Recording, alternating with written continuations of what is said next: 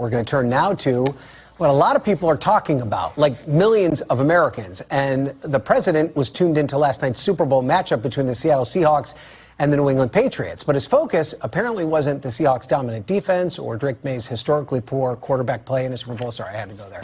But instead, on the halftime performance by Grammy Award-winning artist Bad Bunny, who made history as the first Spanish-language solo artist to headline the event. The president lashing out on social media, writing, quote, "Nobody understands a word this guy is saying, and the dancing is disgusting, and this show is just a slap in the face to our country." Now, those comments coming as the president faces bipartisan backlash for reposting a racist video that included a depiction of the Obama as apes. The president saying on Friday he won't apologize for it. I looked at it, I saw it, and I just looked at the first part. It was about voter fraud in someplace, Georgia. Then I gave it to the people. Generally, they look at the whole thing, but I guess somebody didn't. And they posted, and we took it down. A number of Republicans are calling on you to apologize for that post. Is that something you're going to do? No, I didn't make a mistake. I mean, I look at a lot of thousands of things, and I looked at the beginning of it. It was fine. The president was also asked if, at the very least, he condemned the racist parts of the video he posted, and he said, quote, "Of course I do, yeah." Joining me now is our panel. Leanne Caldwell, who's the chief Washington correspondent for Puck.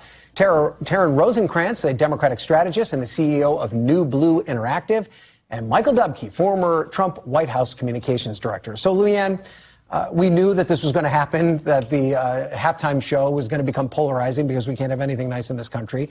But does this really matter to the president that who was a performer of this halftime show? Or is this just another way for him to posture himself as against the establishment? I think it's probably a little bit of both, right? The president, of course, would take issue with something that he finds offensive. Especially the fact that he did not perform in English. I think that is critical to the Republican base and what Republicans think is necessary if you are going to live in this country, even though, of course, Bad Bunny is an American. But yeah, it's a way to stir up controversy. It's a way to get people riled up, to get people emotive and back in their corners as well. And you're absolutely right. Does this larger conversation matter? I mean, not really. But Bad Bunny has a tremendous amount of following, especially among a very critical voting bloc in this country. It's funny, really quickly, my former colleague at the Washington Post, she said over the 2024 election, when everyone was talking about Taylor Swift endorsing who she was going to endorse, she said, what's really going to matter is who Bad Bunny endorses if he does it all. And so this has been he's been a political phenomenon for quite some time. And the president doesn't miss an opportunity to steal the show. Yeah, but Mike, I wonder, one of the areas that the president made such incredible gains with in the 2024 election voters was with Hispanic and Latino voters who love Bad Bunny. I mean, how does the president focus just on the fact that he spoke Spanish, I guess was his biggest complaint? How does that not have racist undertones, and how does that break through with that community? So I don't know that it has racist undertones. I mean, look, this is one of the biggest gigs, I guess you could say, out there. We knew Bad Bunny was going to be performing. The halftime show at the Super Bowl is one of the biggest shows that one could be on. I thought it was a bit unusual that it was entirely in Spanish for the performance. Also, the performance itself was a little strange in the way historically these performances are set up for Super Bowl performances. I don't think it's necessarily racist, but I think your point is well taken in terms of Latino voters. This is a rather large bloc that helped him in 2024, should help Republicans in 2026 and the presidency in 2028. And yes, you need to take into account some of the largest stars, and Bad Bunny's one of them. So I'd tread carefully here, though it was an unusual performance. There's been some unusual performances. Well, yeah, but he didn't even have a costume change, for God's sake. I mean, generally is there's that like front to American greatness that he didn't have a costume change? I actually thought all the female, performers generally had 3 or 4 costume changes, and Bad Bunny didn't have one. Okay, but so I'll ask you this question then, Taryn: is that he didn't have costume changes? He spoke in Spanish. How is that an affront to American greatness? It shouldn't be. I think what is so hard hard to kind of wrap your hands around is that there was this giant sign saying, like, love is greater than hate. In English. And he goes, in English. Yes. And, you know, he goes and makes this sort of profound, hateful statement, right? Like, right on the heels of this meme with apes during Black History Month about our first Black president. Like, it's just yucky. And it's certainly not love over hate. And I think Bad Bunny, he's just miscalculating. He's picking a fight to distract from the issues. But this is not a fight he's going to win, because there were so many, 134 million people dancing around enjoying that show. And that's sort of the response we're getting across the board. And I think the only people who are really saying anything negative about it are trying to say something about not speaking English, and he's an American. It's the wrong fight to try to pick on this one. But Leanne, could there be a leak here for President Trump? I mean, this is the second time in a row that we're at least having a conversation about race and racial undertones. He got a lot of criticism, obviously, from his own party about this video that Taryn was talking about featuring the Obamas.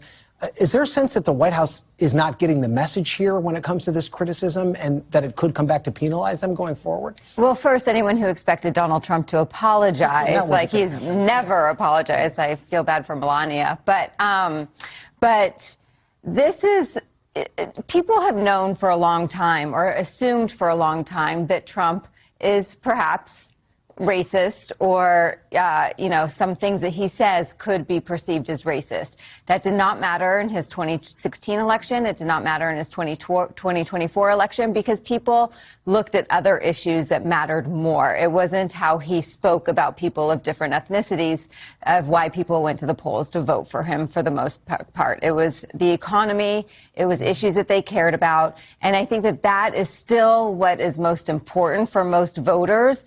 These arguments are sideshows to them, but it does start to play into this broader narrative of chaos, and if this is really what people want, especially on the heels, not necessarily just of the racist video that he put on True Social, but also what ICE is actually doing. Are they going too far? And the broader issues that are impacting. So let's talk about these other issues then, Mike, because the economy, once his strongest issue, he's begun to show some fatigue there from the American people. I want to play a little bit of our colleague Tom Yamas's interview with him that aired during the Super Bowl. Take a listen.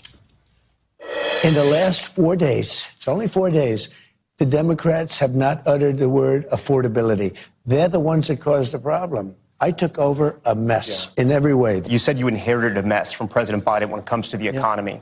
But at what point is it on you? At what point are we in the Trump economy? Oh, I'd say we're there now. I'm very proud of it. First of all, it's incredible the president is monitoring every single thing Democrats are saying over 4 days, that he knows that none of them said the word affordability. But I want to show you some numbers, Mike, right now about how he's handling these things. His overall handling of the economy is now underwater by 18 points. Foreign policy, 21 points. Overall handling of the economy, 24 points. Can he turn this around before the midterms? I think he can turn parts of this around before the midterms, but I think the word that you use, chaos, is appropriate here, because there's messaging chaos when it comes to the economy, to immigration, to foreign policy, and I think you're seeing some of that in those numbers. I mean, we just had the Dow hit 50,000. 62% of Americans are in the stock market. So there is a reason for Americans to care about that Dow number. We've seen inflation go from 3% to 2.3% over the last 5 months. So it is coming down. The vast majority of Americans care about that. So there are things that are happening in a positive direction on the economy that should benefit the president. But I think chaos and messaging chaos and not being able to focus is causing those numbers that you put up on the screen. And then, Taryn, I'll let you have the last word. Can Democrats break through this messaging? They have to be more than just not Trump, right? Oh, they have to absolutely. They've got to have a plan, right? and they got to offer their alternatives, and they got to say things, which I think is being very upfront. You know, you're falling into the trap that everyone said Democrats did in the 24 election. Like, no, the economy is getting better. Don't you feel it? And if they don't feel it, and there's no alternative, and it's just stay the course and think that everything's great, I think we're going to really see that pay off big for Democrats who are proposing plans for affordability. There, I said it, so he can't. He better. We'll make sure he's tracking Democrats on affordability here today. All right. Thanks, everybody, for being here. We appreciate it.